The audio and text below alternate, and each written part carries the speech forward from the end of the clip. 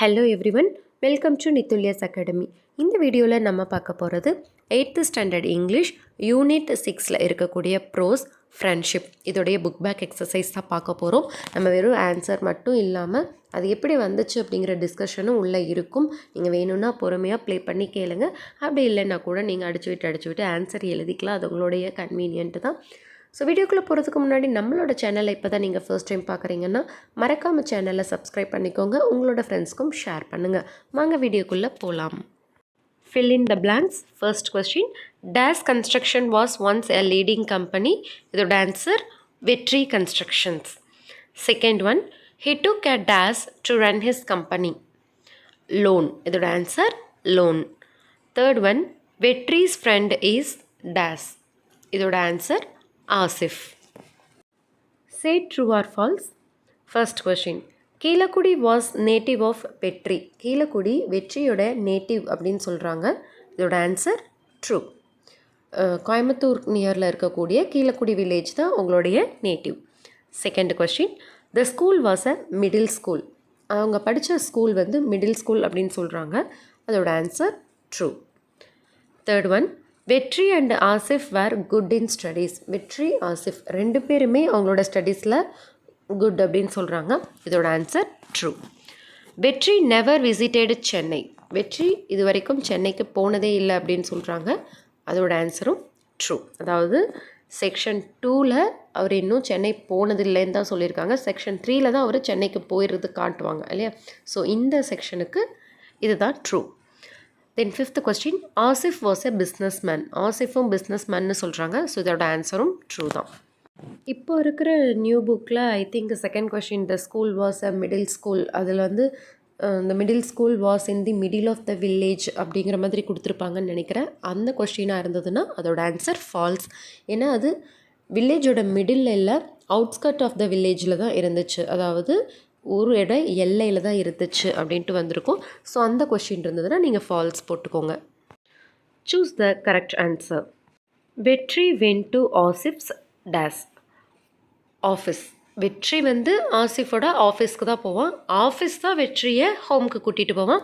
So home ஆன்சராக எழுதக்கூடாது, office தான் answer. Vetri came to Chennai to visit his dash. Vetri சென்னைக்கு யாரை பார்க்குறதுக்காக எதுக்காக வந்தேன்னு சொல்லியிருப்பான், ஃப்ரெண்டோட வெட்டிங்க்கு. ஸோ இதோட answer friend, option B. Then third question, Asif saw his friend through the dash. Asif வந்து அப்படி வந்து வெற்றியை எது வழியாக பார்த்தாங்க அப்படின்னு கேட்குறாங்க. So option A CCTV. பழைய புக்கில் கேமரான்னு கொடுத்துருக்கோம். ஸோ எது கொடுத்துருந்தாலும் ஆப்ஷன் ஏ தான் answer. CCTV or camera, CCTV camera. Okay. Then choose the correct synonyms for the italic word. அதை இட்டலைஸ்டு பண்ணி கொடுத்துருக்கிற வேர்டு வந்து சினானிம்ஸ் நம்ம சொல்லணும், அதாவது மீனிங் சொல்லணும். ஸோ நீங்கள் அண்டர்லைன் பண்ணியிருக்கிற கொஷினை, வெற்றி constructed A பங்களோ.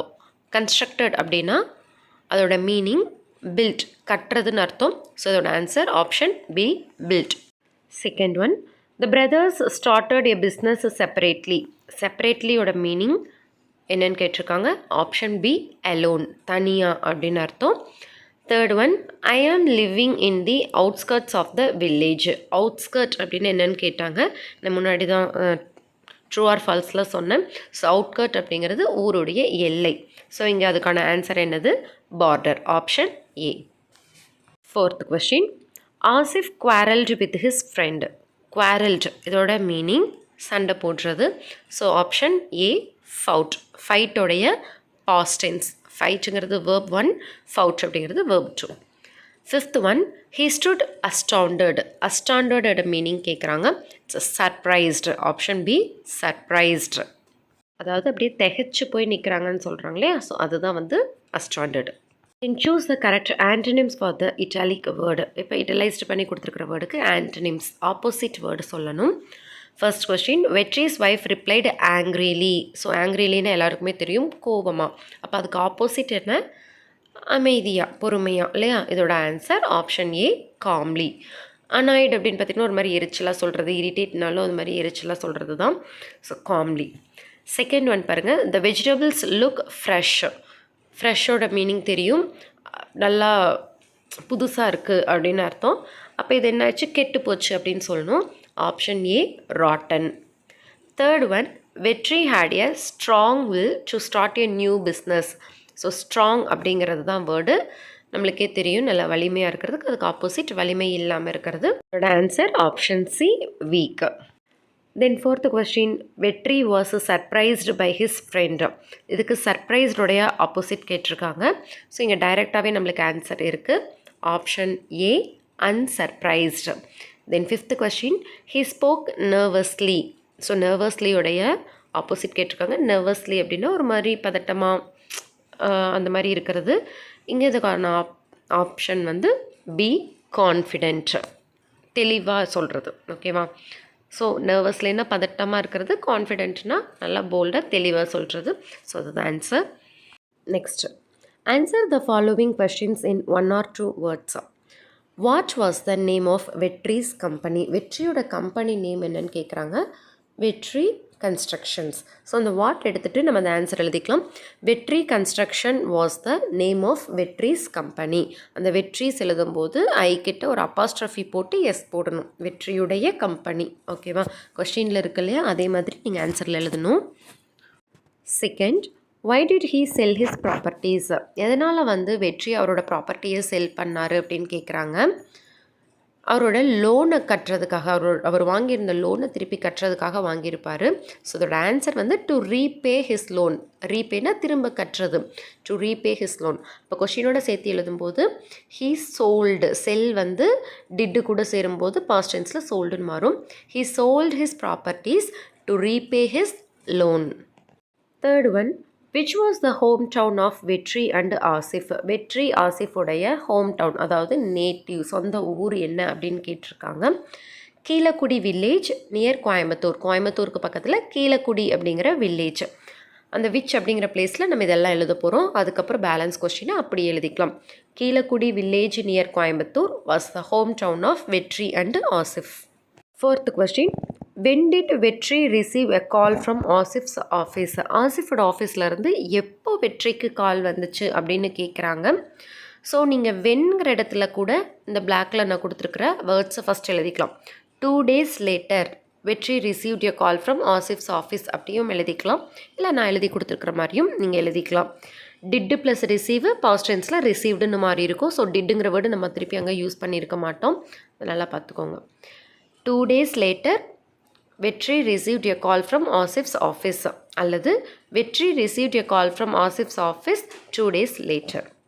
Then answer the following questions in 100 words. So நம்மளுக்கு பேராகிராஃப் கேட்டிருக்காங்க.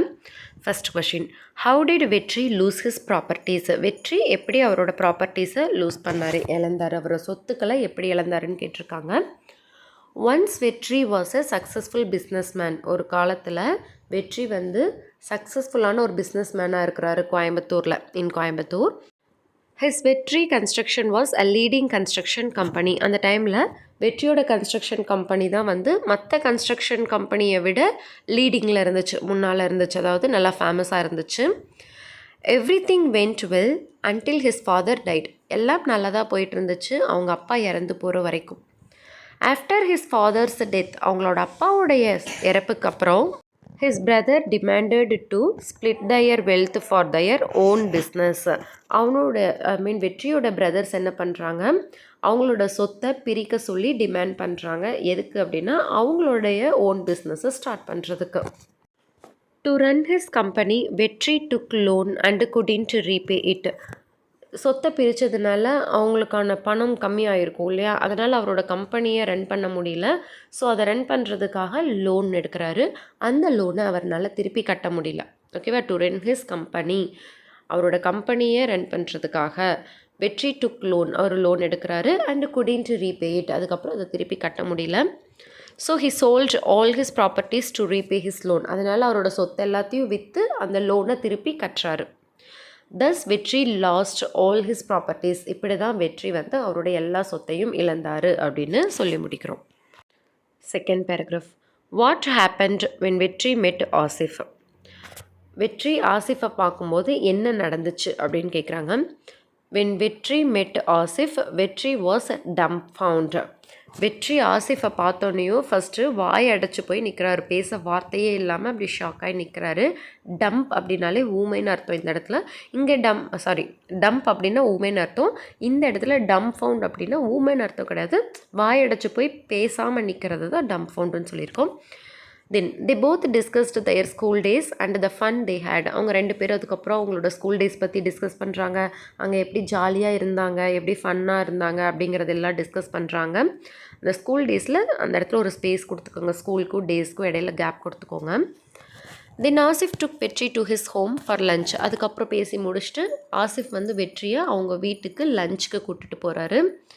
வெற்றி was surprised to see that everyone knew him. அங்கே போன வெற்றிக்கு ஒரே சர்ப்ரைஸ்டாக இருக்குது, ஒரே ஆச்சரியமாக இருக்குது. என்ன அப்படின்னா everyone knew him, அவங்க வீட்டில் இருக்கிற எல்லாருக்குமே வெற்றியை தெரிஞ்சிருக்கு. He stayed till evening and Asif dropped வெற்றி in railway station.